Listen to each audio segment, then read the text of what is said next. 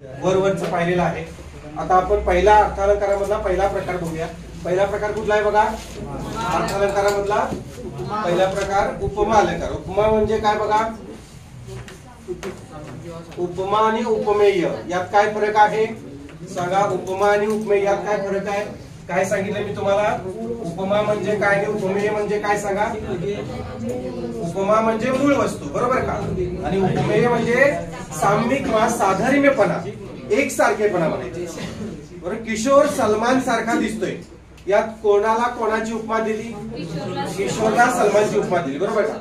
संगीता ऐश्वर्या सारखी दिसते, संगीताला ऐश्वर्याची उपमा दिली, बरोबर? म्हणजे मूळ वस्तू त्याला काय म्हणायचं? उपमा म्हणायचं नाही, मूळ वस्तूला उपमेय म्हणायचं. काय म्हणायचं?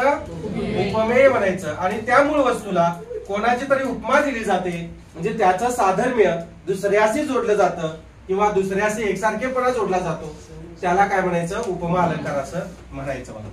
दोन वस्तूंमधील साधर्म्य दाखवण्यासाठी सम समान हे शब्द लक्षात ठेवा. कोणते? हिरव्या अक्षरातले. सम समान, सारखा, गत, परी, परिस, जसे तसे, वाणी, तुल्य, प्रमाणे, जेवी, सदृश्य यासारखे शब्द वापरले गेल्यास काय होतो? उपमा अलंकार होतो बघा. साधर्म्य म्हणजे साम्य किंवा सारखेपणा, हे लक्षात ठेवा. उपमेय व उपमान यामधील साम्य दाखविण्यासाठी साधर्म्य सूचक शब्दांचा वापर होतो. उदाहरणार्थ, उपमेय म्हणजे मूळ वस्तू आणि उपमा म्हणजे साम्य किंवा सारखेपणा. साधर्म्य सूचक शब्द हे जे सगळे आहेत ते कसे आहेत? हे सगळे शब्द जे आहेत ते साधर्म्य सूचक आहेत. म्हणजे समानता दाखवण्यासाठी आपण त्या शब्दाला काय करतो? वापरतो. हे शब्द आपण जोडतो आणि मग काय करतो? उपमा अलंकार तयार करतो. बघा, आपण म्हटलं ना की किशोर सलमान सारखा दिसतो. सलमान या शब्दाला साधर्म्य सूचक शब्द कोणता जोडला? सारखा. येते का लक्षात? असेल तेथे वाहत सुंदर दुधासारखी नदी, म्हणजे नदीला, नदीच्या पाण्याला दुधाची उपमा दिली है ना. त्याचे अक्षर मोत्यावाणी आहे, अक्षराला मोत्याची उपमा दिली, मोत्यावाणी. येते लक्षात? वाणी हा शब्द वापरलेला आहे. समजलं? पुढे बघूया. आता उदाहरण बघूया. बघा, झाडावर लोंबकळणारी दोरी अंधारात सापागत भयानक वाटत होती. आता इथं कोणाला कोणाची उपमा दिली रे? दोरीला. मूळ वस्तू कोणती? दोरी. दोरीला सापाची उपमा दिली, सापागत. म्हणजे अंधारात दोरी पडलेली आहे, आपल्याला काय वाटतं? ती साप वाटतो, बरोबर आहे का? म्हणजे त्या दोरीला सापाची उपमा दिली, म्हणजे हा उपमेय अलंकार आहे. लक्षात. उपमेय, उत्प्रेक्षा, अपनहुती यात फरक आहे. फक्त शाब्दिक फेररचना तुम्ही केली तर अर्थ पण बदलतो आणि अलंकार सुद्धा बदलतो. आता उपमा अलंकाराचा समजा उत्प्रेक्षा अलंकारात कल्पना करायची किंवा उत्प्रेक्षा अलंकारात याची रचना करायची असेल तर काय करावं लागेल? उत्प्रेक्षा म्हणजे कल्पना करायची आहे, तर तिथं सम समान सारखा वापरून चालणार आहे का? जणू, जणू काय, गमे, वाटे, भासे. म्हणजे ही दोरी अंधारात लोंबकळणारी दोरी जणू सापागतच आहे, किंवा अंधारात लोंबकळणारी दोरी सापच जणू, म्हणजे ती उत्प्रेक्षा होणार. ही दोरी नाही, ही साप आहे. ही दोरी नाही, ही काठी नाही, हा साप आहे. येते का लक्षात? म्हणजे त्या काय म्हणायचं? त्याला अपनहुती म्हणायचं. अपनहुती म्हणजे लपविणे. बारीक बारीक अक्षर लिहून घ्यायचं. चला, अपनहुती म्हणजे लपविणे, उत्प्रेक्षा म्हणजे कल्पना. आता एक लक्षात ठेवायची क्लुप्ती, उत्प्रेक्षा आणि कल्पना दोघी बहिणी बहिणी आहेत. कसं? उत्प्रेक्षा आणि कल्पना दोघी बहिणी बहिणी आहेत असं लक्षात ठेवा. म्हणजे उत्प्रेक्षा म्हणजे कल्पना केली, आणि कल्पना आपण कशी करतो? सम समान सारखाने जोडतो का कल्पना? नाही. कल्पना म्हणजे हे असं असं जणू आहे, जणू, जणू काय, गमे, वाटे, भासे, असं मला वाटतंय, असं मला भासतंय, असं. ते एवढेसे पोर हरणासारखे चपळ होते. कोणाला कोणाची उपमा दिली बघा? इथं पोराला त्या हरणाची उपमा दिली. मूळ वस्तू पोर, उपमेय पोर, उपमान हरणासारखे. येते का लक्षात? पिठासारखे स्वच्छ चांदणे पडले होते. कोणाला कोणाची उपमा दिली? पिठाला चांदण्याची की चांदण्याला पिठाची उपमा दिली? चांदण्याला पिठासारखी, पिठाची उपमा दिली. हे जे शब्द जोडलेले आहेत बाळांनो, लक्षात ठेवा. साधर्म्य सूचक शब्द जे आहेत ते जोडलेले शब्द जे असतात ते मूळ वस्तू म्हणजे उपमेय नसतात. लक्षात ठेवा. उपमा या शब्दाचा अर्थच काय? उपमा म्हणजे साम्य किंवा सारखेपणा. म्हणजे हा शब्द जो आहे हा सारखे या शब्दाने जोडलाय, म्हणजे हा उपमान की उपमेय? उपमा. याचाच अर्थ उपमा. उपमान लक्षात. फक्त न का जोडतात? हे अलंकारिक शब्द आहे. उपमान नुसता उपमान आहे. उपमान आणि उपमेय मूळ वस्तू. म्हणजे ह्या चांदण्याला कोणाची उपमा दिली? पिठाची उपमा दिली. येते का लक्षात? नांगरल्या शेतापरी काळीच दुःख सारते. आता इथं कोणाला कोणाची उपमा दिली बघा. हा, नांगरलेल्या शेताला कशाची उपमा दिली? काळजाची की काळजाला नांगरलेल्या शेताची उपमा दिली? हा, नांगरलेल्या शेतापरी काळीच दुःख सारते. म्हणजे जसं आपल्याला एखाद्याला कोणीतरी बोललं की आपल्यात दुःख होतं, आपल्याला म्हणजे हृदयाला काय पडतात? छेद पडतात, है ना? पडतात की नाही? आपण म्हणतो बघा, हृदय तुटलं, माझं फाटलं, हृदय नांगरलं गेलं असं म्हणतात, है ना? तसं शेती नांगरली की शेतीला सुद्धा वेदना होत असणार आहे. शेतापरी म्हणजे काळीच जे आहे त्याला शेत नांगरलेल्या शेताची काय केलेलं आहे? उपमा दिलेली आहे. मूळ वस्तू काळीज आणि उपमेय काळीज आणि उपमा शेतापरी. येतं लक्षात? हा, पुढं परीक्षेला आलेलं वाक्य आहे. सावळ आग रंग तुझा पावसाळी नभापरी. म्हणजे त्या रंगाला, तिच्या सावळ्या रंगाला कोणाची उपमा दिली? नभाची उपमा दिली. नभ म्हणजे काय रे? ढग. बरोबर. ढग कसे असतात? काळे सावळे असतात. म्हणजे तिच्या रंगाला, तिच्या सावळ्या रंगाला पावसाळ्यातल्या नभापरी. पावसाळ्यात नभ कसे असतात? ढग काळे सावळे असतात. बरोबर आहे. आता उन्हाळ्यात कसं आहेत बघा? उन्हाळ्यात ढग असतात का? मुळात उन्हाळ्यात ढग नसतात. आकाश असते, निरभ्र असते. ज्योतिषम समरात जळाली झाशीची राणी. कोणाला उपमा दिली? कोणाची? म्हणजे झाशीची राणी जी लढलेली आहे ती कशी लढली? ज्योतिषम, धगधगत्या ज्वालेसारखी, धगधगत्या ज्योतीसारखी ती लढलेली आहे.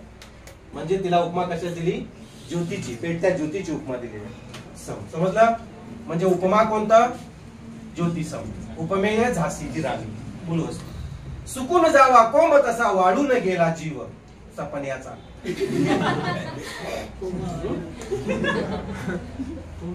कोणाला कोणाची उपमा दिली? सुकून जावा कोंब तसा वाळून गेला जीव. जीवाला सुकून गेलेल्या कोंबाची उपमा दिली. समजलं का? आज जीव कोमजलाय असं म्हणतात की नाही? दुःख झालेलं असतं तुम्हाला, फार कोणीतरी विरहात टाकलेला असतो तुम्हाला, त्यावेळेला जीव कसा कोमजतो तेव्हा. अजिबात नाही. अरे तू मुर्दाड आहेस. तिचा वर्ण चंद्राप्रमाणे तेजस्वी आहे. वर्ण म्हणजे रंग. तिचा वर्ण चंद्राप्रमाणे तेजस्वी आहे. म्हणजे कोणाला कोणाची उपमा दिली? तिच्या वर्णाला चंद्राची उपमा दिली. उपमेय कोणतं? वर्ण. आणि चंद्राची उपमा दिली. उपमान चंद्र. बरोबर का? गायी भरून गायीचे कान जसे नागवेलीचे लच पान. नागवेलीचेच पान असं आहे, इथं लच नाही, नागवेलीचेच पान. म्हणजे गायी भरून गायीचे कान जसे नागवेलीचे पान. नागवेलीचं पान तुम्ही बघितले? गायीच्या कानासारखं असते. म्हणजे गायीच्या कानाला नागवेलीचं नावाचं फुल आहे, लक्षात आलं? आणि त्या फुलाचं जे झाड असतं त्या झाडाला पान असतं, त्या पानासारखा गायीच्या कानाचा आकार आहे. म्हणजे मूळ वस्तू कोणती? गायीचे कान मूळ वस्तू. तिला कशाचे दिले? जसे म्हणलेलं आहे बघा, जसे तसे वाणी. लक्षात आलं का? यातून जर कळत नसेल तर हे लक्षात ठेवायचं. सम, समान, सारखा, जोगा, गत, वाणी, प्रमाणे, परिस यासारखे शब्द जोडले की कोणता अलंकार होतो? उपमा अलंकार. लक्षात ठेवायचं. त्या वाक्यामध्ये असे काही शब्द आलेत का बघायचं, तरच ते तुम्हाला कळणार आहे. आता हे जे आहे, नांगरल्या शेतापरी काळीच दुःख साहते, मलाही लवकर कळत नव्हतं. हे पेपरला आलं होतं आम्हाला टीईटीला. नांगरल्या शेतापरी काळीच दुःख साहते, लवकर कळालं नाही. मग ते मला लक्षात आलं. सम, समान, जोगा, परी, परिस. इथं परी जोडलेला आहे बघा. परी म्हणजे सारखं, अर्थावरून आहे तो अर्थ अलंकार. स्नेहाळ वदन नामी प्रसन्न विधुबिंब जेवी वाटोळी. तू कोणाची कोणाला उपमा दिली ही? वदन म्हणजे तोंड. स्नेहाळ वदन नामी प्रसन्न विधुबिंब जेवी वाटोळे. आता हे जेवी तेवीचं वाक्य आहे. जेवी शब्द आहे का त्याच्यामध्ये? लक्षात ठेवायला स्टार करून ठेवा. जेवी आलं की उपमा अलंकार लक्षात ठेवा. लक्षात? उपमा जेवताना खायचा. उपमा उपीट जेवताना खायचं. आभाळागत माया तुझी आम्हावरी राहू दे. कोणाला कोणाची उपमा दिली तर? आभाळागत माया तुझी आम्हावर राहू दे. मायेला आभाळाची उपमा दिलेली आहे, बरोबर आहे का? मूळ वस्तू माया, तिला आभाळाची उपमा दिलेली आहे. बघा पुढं, असेल तेथे वाहत सुंदर दुधासारखी नदी. कोणाची कोणाला उपमा दिली? असेल तेथे वाहत सुंदर दुधासारखी नदी. नदीला म्हणजे नदीच्या पाण्याला दुधाची उपमा दिली. मूळ वस्तू कोणती? नदी. उपमेय नदी, उपमान दुधासारखी. समजलं? जाऊया पुढं. पुढे बघा आता उत्प्रेक्षण. उपमा अलंकार समजला? उपमा म्हणजे काय? दोन वस्तूंमधील साधर्म्य दाखवण्यासाठी, म्हणजे साम्य दर्शक दाखवण्यासाठी, समानता दाखवण्यासाठी, सम समान सारखा जोगा गत वाणी जसे तसे है ना, परी परीस जेवी तेवी असे शब्द वापरल्यास उपमा अलंकार होतो. लक्षात ठेवायचं. आता उत्प्रेक्षा अलंकारामध्ये बघा, उत्प्रेक्षामध्ये बघा उपमेय हे जणू उपमानच आहे, म्हणजे मूळ वस्तू ही उपमानच आहे असे दर्शवण्यासाठी जणू जणू काय गमे वाटे भासे. गमे वाटे स्वल्पराम द्या तिथं. भासे जणू जणू काय गमे वाटे भासे यासारखे हे काढून टाका. जणू जणू काय गमे वाटे भासे की यासारखे शब्द साम्यदर्शक शब्द वापरले गेले असते. की सुद्धा येते बघा, लक्षात ठेवा. हे ह्याला हायलाइट करा. जणू जणू काय गमे वाटे भासे की यासारखे शब्द जोडल्यास किंवा वापरले गेल्यास उत्प्रेक्ष अलंकार होतो. मूळ वस्तूची कल्पना करायची. दुसऱ्याला जी उपमा दिली आहे ती कल्पना करायची. बघा, सतेज डोळे चमचम करती जणू रत्ने गुजरी. कवी गोपीनाथांची कविता आहे. सतेज डोळे चमचम करती जणू रत्ने गुजरी. म्हणजे इथं कोणाला कोणाची उपमा दिली रे? डोळ्यांना, सतेज म्हणजे तेजस्वी डोळ्यांना चमचमणाऱ्या रत्नांची काय केलेली आहे? उपमा दिलेली आहे. मूळ वस्तू डोळे आणि त्याला उपमा दिलेली आहे. पण इथं कल्पना केलेली आहे की हे चमचमणारं डोळे जे आहेत ते सतेज डोळे जे आहेत ते चमचमणारे रत्न आहेत. डोळे म्हणजे रत्न असतात का? डोळे म्हणजे रत्न असतात का? सगळ्यांनी विकून खाल्लं असतं. इथं कल्पना केलेली आहे कवीनं. काय केलेलं आहे? उत्प्रेक्ष साधलेली आहे, कल्पना केली आहे. लक्ष द्या आदित्य. समजलं? जणू जणू काय असं आलं की कल्पना. परवाचा भूकंप म्हणजे जणू सृष्टीचे तांडवच. हे परीक्षेला आलेलं वाक्य आहे. जपानमध्ये फार मोठा भूकंप झाला. मोठ्याच्या मोठ्या अशा घळई पडल्या. जमिनी दुभंगल्या, रस्ते दुभंगले. इकडेही जाता येईना, तिकडून इकडे येता येईना. एवढे मोठे मोठे. काहीच करतात. फळी आडवी टाकता येईना. आपण गटारावर फळी टाकतो है ना, तशी फळी सुद्धा रस्त्यावर टाकता येईना. काहीच करता येईना. मोठीच्या मोठ्या दर्या 300-300 फूट 800 फूट पडल्या पडल्या. काय करायचं? आपली भारतातली 11 माणसं तिथं अडकलेली होती. त्याला हेलिकॉप्टर जाऊन घेऊन आले. आणि बरोबर 14व्या दिवशी हा प्रश्न परीक्षेला होता. 14व्या दिवशी टॅक्स असिस्टंटला प्रश्न होता आणि दुसऱ्या परीक्षेला कुठे तर आलेला आहे. परवाचा भूकंप म्हणजे जणू सृष्टीचे तांडवच. जो भूकंप झालेला आहे त्या भूकंपाला सृष्टीच्या तांडवाचा, तांडव नृत्य कोणाचं असतंय? शंकराचं. म्हणजे पृथ्वी जणू नाचलेलीच आहे असं. म्हणजे पृथ्वीला म्हणजे तांडव नृत्याची काय केलेली आहे? या भूकंपाला उपमा दिलेली आहे. मूळ वस्तू भूकंप आणि कल्पना कशी केली आहे बघा की सृष्टीचे तांडवच. येतं लक्षात?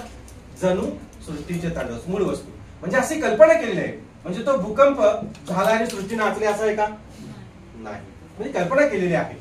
पाठीवरी वेणी नच नागी नच काळी.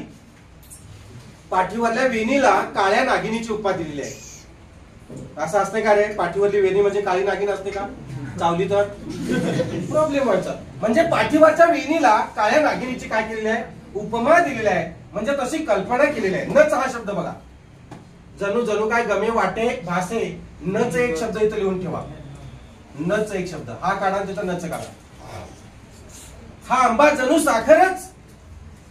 हा आंबा नाही, ही साखर आहे असं म्हटलं की ते आपण होती येते. आणि हा आंबा जणू साखरच. लक्षात घ्या. जणू म्हणजे काय? कल्पना, उत्प्रेक्षा. आणि बघा हा आंबा साखरेसारखा आहे. हा आंबा साखरेसारखा आहे, उपमा अलंकार. हा आंबा नाही, ही साखरच आहे, आपण होती. आपण होती म्हणजे लपवायचं. हा आंबा नाही, ही साखरच आहे म्हणजे मूळ वस्तू लपवायची आणि उपमानाला वर काढायचं. त्याला आपण होती म्हणायचं. येतं लक्षात? हा आंबा जणू साखरच, उत्प्रेक्षा म्हणजे कल्पना केली. समजलं? पुढे जाऊया बघा. अजून आहेत उदाहरण. जाई आई संगे मळ्यात किंवा खळ्यात ही कन्या साधी निसर्ग सुंदर भासे ती देवता जाणू वन्या. आता भासे हा शब्द आहे का? भासे हा शब्द आहे का? जणू जणू काय गमे वाटे भासे. भाषेचं उदाहरण दिले बघा. असा भाषे शब्द दिसला की उत्प्रेक्षा लिहून टाकायचं. अर्थ आपल्याला काय करायचा आहे? अर्थ विचारतात का तुम्हाला? याचा अर्थ स्पष्ट करा. 5 मार्काला आहे तसं 10 मार्काला काय संबंध नाही. ती गुलाबी उषा म्हणजे परमेश्वराचे प्रेम जणू. इथं कोणाला कोणाची उपमा दिली रे? गुलाबी उषा सकाळची आणि पहाटे पडणारी झोप. पहाटे झोप एवढी चांगली लागते उठू वाटत नाही. अलाराम 3 वेळा बंद करते, 3 वेळा वाजली होते. हा तुमच्या भाषेत अलाराम गेलाराम आणि हा उठत नाही राम है ना. तेच की अलाराम राम उठते काय केलं. ती गुलाबी उषा सकाळी पहाटेची झोप असते त्याला गुलाबी उषा म्हणतात बघा. गुलाबी हवा गुलाबी उषा पहाटेची जी असते उठू वाटत नाही बघा त्याला. ती गुलाबी उषा म्हणजे परमेश्वराचे प्रेम जणू. परमेश्वराचं प्रेम असतं अगदी सगळं. संध्याकाळी जरी अंगावर नाही घेते उकडत असते पण सकाळी मात्र हमखास अंगावर घेते की नाही? उठू वाटत नाही. परमेश्वराचं प्रेमच आहे असं वाटतंय. पांघरुणाचा आवाज काही ना पण म्हणजे तर कोणाला कोणाची उपमा दिली सांगा? कोणाला कोणाची उपमा दिली? गुलाबी उशेला प्रेमाची परमेश्वराच्या प्रेमाची उपमा दिलेली आहे. म्हणजे कल्पना केलेली आहे. गुलाबी उषा म्हणजे प्रेम आहे का? गुलाबी उषा म्हणजे प्रेम आहे का? नाही. रोहित पुढे गेला ना, लक्षात ठेव. कापसाचे शेत माझे हो फुलोनी शुभ्र सारे वाटती हे की नभीचे खाली आले सर्व तारे. आता इथे कापसाची शेती जी आहे ती असं वाटायला लागलेलं आहे, अशी कल्पना केलेली आहे लेखकाने. इथं वरच्या आकाशातले सगळे तारे जणू आलेले आहेत. लांबून तुम्ही कधी कापसाची शेती बघितले? अशी कापसातून असं बोंड येत असतात वर. कापूस असं ते बोंड फुटत असते आणि कापूस पांढरा असं वर यायला लागतो. आणि जेव्हा दिवस मावळत असतो तेव्हा बघायचं अंधुक प्रकाश असतो तेव्हा लांबून असं वाटते तारेच ते आकाश खाली आले आणि सगळे असे तारे चमकायला लागले.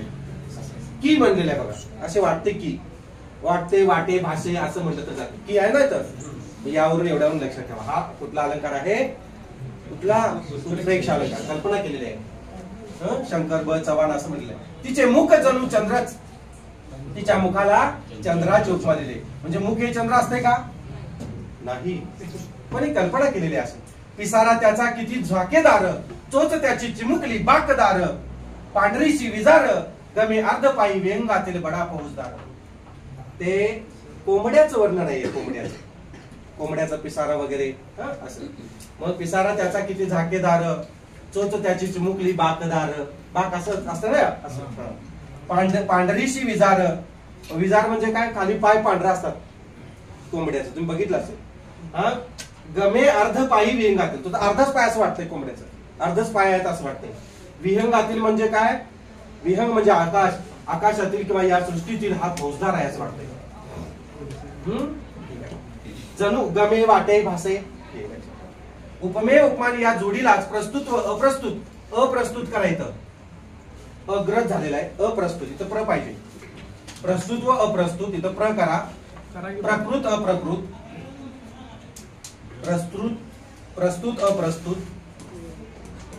प्र आहे तिथं बघा. प्रस्तुत म्हणजे समोर ठेवणे. अप्रस्तुत म्हणजे समोर न ठेवणे. प्रकृत अप्रकृत असेही म्हणतात. हे लक्षात ठेवा. प्रस्तुत अप्रस्तुत प्रकृत अप्रकृत. कल्पना केलेली असते. कल्पना केलेली आहे तो वस्तू सुद्धा दिसते आणि न कल्पना केलेली सुद्धा वस्तू याच्यामध्ये दिसते असा त्याचा भास होतो. आता आपण होती. आपण होतीचा अर्थ काय रे? आपण होती म्हणजे लपविणे. आपण होतीचा अर्थ काय होतो? लपविणे. मूळ वस्तू काय करायची? लपवायची आणि उपमानाला वर काढायचं.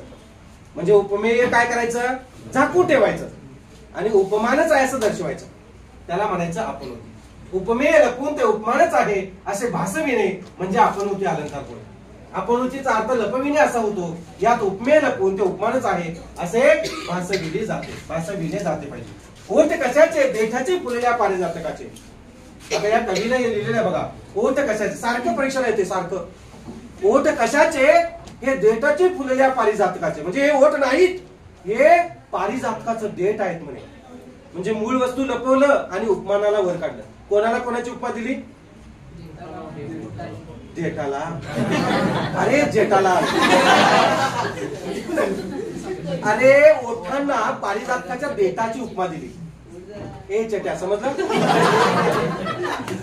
त्या कवीने ओठांकडे बघितलेलं आहे आणि तो म्हणतो हे देठ नाहीत, हे ओठ नाहीत, हे पारिजातकाचं देठ आहे. पारिजातकाचं फुल तुम्ही बघितलंय, लाल चुटूक असतात देठ त्याचे, केशरी कलरचे असतात, कधी कधी गुलाबी कलरचे पण होतात, बरोबर आहे का? हा, तर त्या ओठांना बघून तो म्हणतो, म्हणजे ओठ लपवलं आणि त्याला उपमा कशा दिलेल्या आहे? पारिजातकाच्या देठाची. म्हणजे मूळ वस्तू लपवली आणि उपमानाला वर काढलं. सारखं परीक्षेला येतं. आणखी एकदा परीक्षेला काय आलं बघा, ओठ कशाचे? हे दलची गुलाबाचे. ओठ कशाचे? हे दलची गुलाबाचे.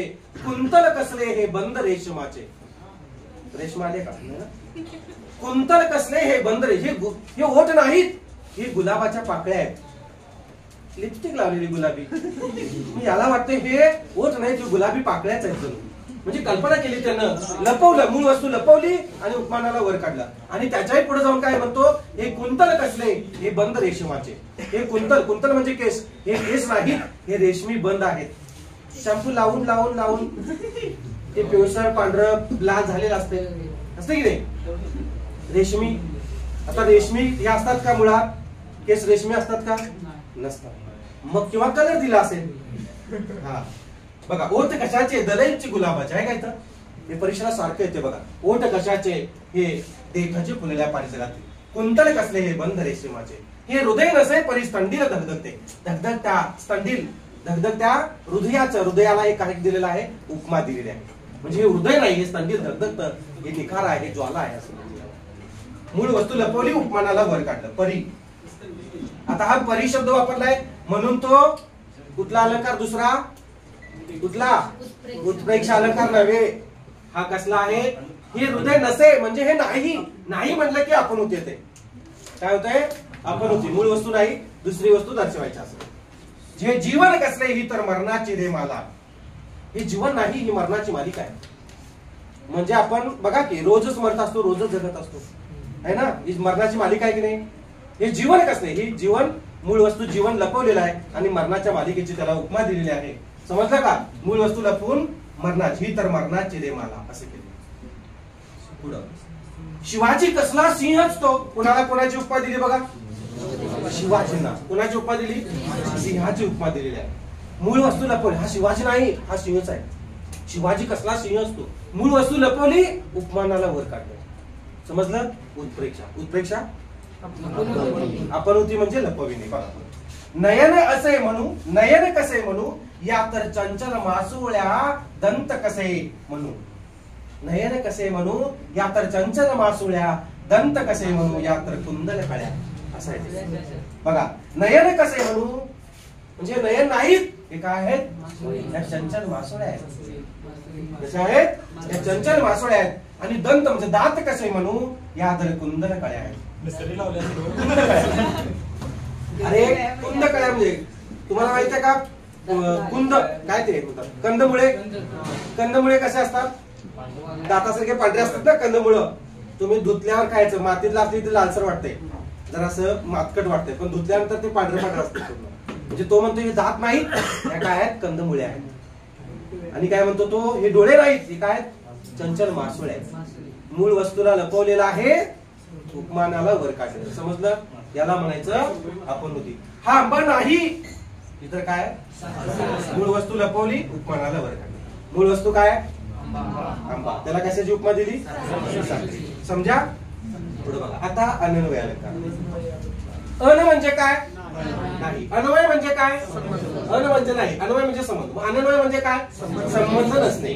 मूळ वस्तूचा संबंध मूळ वस्तूलाच लावायचा, दुसऱ्या कुणालाही लावायचं नाही, तेव्हा अन्वय अलंकार होतो. काय म्हटलं मी? मूळ वस्तूचा संबंध काय करायचं? मूळ वस्तूलाच लावायचा, तेव्हा अन्वय अलंकार होतो. आई सारखी मायाळू. आई सारखं दुसरं मायाळू कोण असते का? आईची उपमा कोणाला दिली? तुझ्यासारखा म्हणजे तुला तुझीच उपमा दिली, दुसऱ्या कुणाची उपमा द्यायची नाही. इथं बघा, आई सारखी मायाळू आई. ज्यावेळी उपमेयाची तुलना दुसरा कशाशी होऊ शकत नाही, तर ती उपमेया बरोबरच केली जाते, तेव्हा अन्वय अलंकार होतो. बरोबर आहे का? मूळ वस्तूची तुलना कुणाबरोबर करायची नाही. मूळ वस्तू उपमेय, त्याला कुणाच तरी साधर्म्य जोडले जाते, उपमा. म्हणजे मूळ वस्तू ही मूळ वस्तूच आहे, उपमान होऊ शकत नाही. आई सारखी मायाळू आई, मूळ वस्तूची उपमा मूळ वस्तूला. मूळ वस्तू यातलं काय? आई. तिला कोणाची उपमा दिली? तिचीच उपमा दिली. बरोबर का? म्हणजे वेगळी उपमा दिली का? नाही. याला म्हणायचं काय? अन्वय. अन म्हणजे नाही, अन्वय म्हणजे संबंध. मूळ वस्तूचा संबंध दुसऱ्या कोणाशी जोडायचा नाही. आहे ताजमहल एक जगती तोच त्याच्या परी. ताजमहल अशी एक वस्तू आहे तिच्यासारखी दुसरी कुठलीच नाही. म्हणजे ताजमहलची उपमा कोणाला दिली? ताजमहलला. याचं लक्षात. पुढे बघा. झाले बहु होतील बहु आहेतही बहु परंतु या समहा. हे जे काव्य आहे बघा, झाले बहु, तुम्हाला इथं एकाच अक्षराची पुनरावृत्ती झालेली दिसते, बरोबर. तुम्ही म्हणाल हा अनुप्रास अलंकार आहे. लांबून 99% मुलं जे आहेत ते अनुप्रास अलंकार लिहितील, पण तुम्ही मात्र लिहायचा नाही. हा अनुप्रास अलंकार न होण्याचं कारण काय की हा अनुप्रास अलंकार नाही, हा अर्थ अलंकार आहे. मूळ वस्तूचा संबंध मूळ वस्तूशीच ठेवलेला आहे.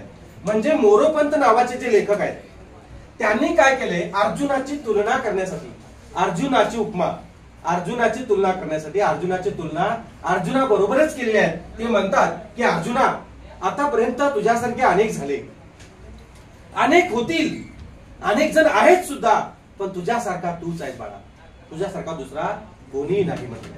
म्हणजे झाले भाऊ, आतापर्यंत अनेक जण झाले, अनेक जण होतील, अनेक जण आहेत सुद्धा, परंतु तुझ्यासारखा तूच, असं म्हणलं. समजलं. मोरोपंतांनी अर्जुनाचं वर्णन करण्यासाठी अन्वय अलंकाराचा वापर केला आहे. हा अनुप्रास अलंकार नव्हे असं तुम्ही लिहून ठेवा. ठेवाल? ठीक आहे. नाकात बोट घालू नका, घ्या पेन आणि घ्या. बालकवींसारखे एकमेव निसर्ग कवी म्हणजे बालकवीच. म्हणजे कोणाला कोणाची उपमा दिली बघा, बालकवींना बालकवीची. इथं बघा. समर्था या लोकी तुझं सम असा तूच असी. समर्थाना स्वामी समर्थ किंवा समर्थ रामदास यांना उपमा, त्यांनाच उपमा दिलेली आहे. अन्वय अलंकार. तुझ्यासारखा तूच दुसरा कोणी नसे. आपण म्हणतो बघा, तुझ्यासारखा तूच आहे बघ, तुझ्यासारखा जगात दुसरा कोणीच नाही म्हणतो की नाही. अन्वय त्याची त्यालाच उपमा द्यायची. या दानासी या दानाहून अन्न नसे उपमान. या दानासी या दानाहून अन्न नसे उपमान. म्हणजे ज्याची त्यालाच काय करायची, उपमा द्यायची. मूळ वस्तूची उपमा मूळ वस्तूला द्यायची, दुसऱ्या कुणाला द्यायची नाही. हे सांगितलेलं आहे बघा अन्वय अलंकार. शकुंतलेच्या सौंदर्याचं वर्णन काय करावं, शकुंतलेच्या सौंदर्याचं वर्णन काय करावं, प्रश्नचिन्ह आहे शेवटी. म्हणजे तिचं वर्णन करताच येत नाही. इथे का एवढं सुंदर वर्णन आहे. म्हणजे शकुंतला एवढी सुंदर आहे, तिच्यासारखी दुसरी कोण सुंदर नाही असा त्याचा अर्थ. समजलं. ए शकुंतलेच्या प्रेमानो लक्ष द्या. शकुंतलेच्या सौंदर्याचं वर्णन काय करावं. समजलं तुम्हाला हा अलंकार, अन्वय अलंकार समजला. पुढचा अलंकार कोणता आहे बघा. कुठला अलंकार, रूपक अलंकार. काय सांगितलं बघा त्याच्यामध्ये.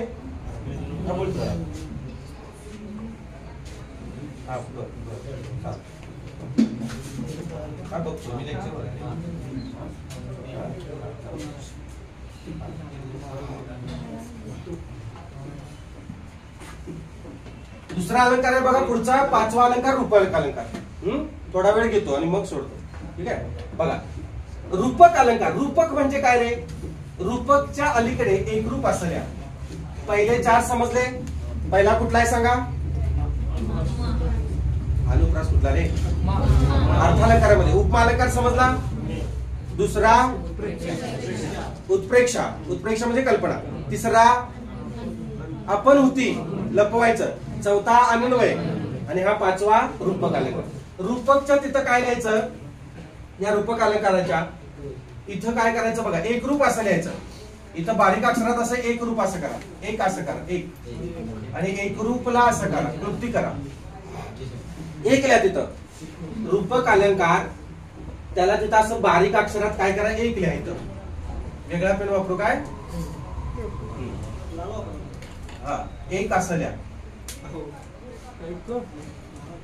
एक लिहा असं, आणि एक रूप असं तयार करा शब्द. एक रूप, रूपक. रूपक अलंकारामध्ये एक रूप असं काय केली क्लृप्ती, कारण बघा उपमेय जे जणू उपमानच आहे. म्हणजे मूळ वस्तू ही मूळ वस्तूच आहे, त्यामध्ये भेद नाही, फरक नसून ती अगदी एकरूप आहे, ती भिन्न नाही असे जेव्हा दर्शवले जाते तेव्हा रूपक अलंकार होतो. बघा उपमेय हे उपमानच आहे, यात भेद नसून. म्हणजे मूळ वस्तू म्हणजे उपमेय, उपमेय हे उपमानच आहे असा यात भेद नाही, दोन्ही अगदी ती एकरूप आहेत असं जेव्हा वर्तवलं जातं तेव्हा काय होतं, रूपक अलंकार होतो. जग ही एक रंगभूमी आहे. आपण सरळ सरळ म्हणून जातो बघा, वर्ल्ड स्टेज. जग म्हणजे काय रे असतं? जग म्हणजे नेमकी काय? जग एक रंगभूमी आहे आणि रंगभूमीवर काय दर्शवलेलं असतं? रंगभूमीवर स्टेजवर काय दर्शवलं? जगाचं सगळं वर्णन असते. जगामध्ये काय काय? माणूस, मानवी भावभावना, मानवी कृत्य आहे ना, हेच दर्शवलेलं असतं. का वेगळं असतं? नाही. का आकाशातलं पाताळातलं काय दाखवतात? नाही दाखवत. म्हणजे जग ही एक रंगभूमी आहे. कोणाला कोणाची उपमा दिलेली आहे इथं? कोणाला कोणाची उपमा दिली सांगा? हा, इथं जगाला रंगभूमीची उपमा दिलेली आहे, बरोबर आहे का? म्हणजे जग ही एक रंगभूमी आहे. मूळ वस्तूची तुलना जी आहे ती मूळ वस्तू बरोबरच केली आहे. दोन्ही अगदी एकरूप आहेत, दोन्ही वेगवेगळ्या नाही आहेत. बघा इथं म्हणजे एकरूप आहेत. जग ही एक रंगभूमी आहे. शेक्सपियरच्या नाटकामध्ये world is stage, man is actor, God is director and other cooperator. That's like Shakespeare नाटक. तो म्हणतो की जग एक रंगभूमी आहे, वर्ल्ड इज स्टेज. दोन्ही एकरूप आहेत, दोन्ही वेगवेगळं नाही म्हणतो. लक्षात. देह देवाचे मंदिर, आत आत्मा परमेश्वर. हा जो देह आहे तो काय आहे? देवाचे मंदिर आहे आणि जो आत्मा आहे तो परमेश्वर आहे. हे दोन्ही वेगवेगळे आहे का? बघा, दोन्ही वेगवेगळे केले तर काय होईल? गमजा होईल है ना. दोन्ही एकरूप आहेत. हे म्हणजे मूळ वस्तू काय? देह देवाचे मंदिर मूळ वस्तू. त्याला कशाची उपमा दिली? परमेश्वराच्या आत्म्याची उपमा दिली. दोन्ही एकरूप आहे, दोन्ही वेगवेगळं नाही. रूपकालंकार. पुढे बघा. पहा पाखरे चरोनी होती झाडावर गोळा, कुठे बुडाला पलीकडे तो सोन्याचा गोळा. बघा, पहा पाखरे चरोनी होती गोळा. जेव्हा पाखरे एका झाडावर गोळा होतात तेव्हा बुडत असलेल्या सूर्यासारखी दिसतात. म्हणजे तसं लांबून पाहिलं तर ते एकरूप झालेले आहेत असं वाटते, सूर्य आणि ती पाखरं. हा, बाई काय सांगो स्वामीची ती दृष्टी, अमृताची वृष्टी मज होय. स्वामी म्हणजे कोण? मालक, नवरा, धनी, पती, देव. हे म्हणजे देवाची दृष्टी किंवा तुम्ही ज्यांना स्वामी मानता, ज्यांना गुरु मानता, त्या गुरुची दृष्टी आणि अमृताची दृष्टी हे वेगळं असते का रे? दारू पिऊन आलेल्या नवऱ्याची उलटी होते, ती सृष्टी नसते है ना. बघा, बाई काय सांगो स्वामीची ती दृष्टी, अमृताची उलटी, उलटी नव्हे, अमृताची वृष्टी मज होय. असं म्हणजे स्वामीची दृष्टी आणि अमृताची वृष्टी हे दोन्ही एकरूप आहेत, दोन्ही वेगवेगळं नाहीत. इथं बघा. हिंद भूमीचे नंदनवन अति सुंदर ते काश्मीर, ते हिंदचे वैऱ्या संगे चाले रणकंदन. काश्मीर कोण?